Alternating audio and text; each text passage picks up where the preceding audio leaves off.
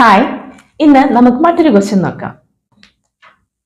A gastrointestinal disease of childhood where a piece of bowel goes backward inside itself forming an obstruction is called what?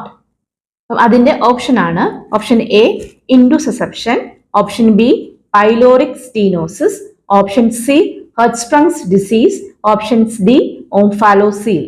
ഇവിടെ answer ആയിട്ട് വരുന്നത് option A ആണ്, ഇൻഡുസസെപ്ഷൻ. ഇൻഡസ്റ്റൈന്റെ ഒരു part മറ്റൊരു പാർട്ടിനുള്ളിലേക്ക് കയറിയിരിക്കുന്ന അവസ്ഥയാണ് ഇൻഡുസസെപ്ഷൻ. ഇതുമൂലം ഫുഡും അതുപോലെ തന്നെ ഫ്ലൂയിഡ്സും ഒക്കെ അവിടെ ബ്ലോക്ക്ഡ് ആവുന്നു. ഇതിനെ നമ്മൾ ടെലിസ്കോപ്പിംഗ് എന്നും പറയും.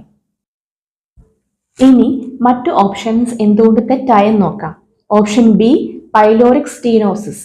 ഇവിടെ പൈലോറസ് സ്റ്റിഫ് ആവുന്നു അല്ലെങ്കിൽ നാരോ ആവുന്നു, അതുമൂലം ഫുഡ് പാർട്ടിക്കിൾസ് പാസ് ചെയ്യാൻ പാടാണ്. Then option C Hirschsprung's disease. ഇതൊരു കൺജനൈറ്റൽ അനോമലിയാണ്. ഇവിടെ ലാർജ് ഇൻറ്റസ്റ്റൈൻ്റെ കുറച്ച് നെർവ്സ് മിസ്സിംഗ് ആയത് കാരണം പെരിസ്റ്റാൾസിസ് മൂവ്മെന്റ് കറക്റ്റ് ആയിട്ട് നടക്കത്തില്ല. അതുമൂലം പേഷ്യന്റിന് കോൺസ്റ്റിപ്പേഷൻ ഒക്കെ ഉണ്ടാകാനുള്ള സാധ്യതകളുണ്ട്. Then option D omphalocele. ഇതും ഒരു കൺജനൈറ്റൽ അനോമലിയാണ്.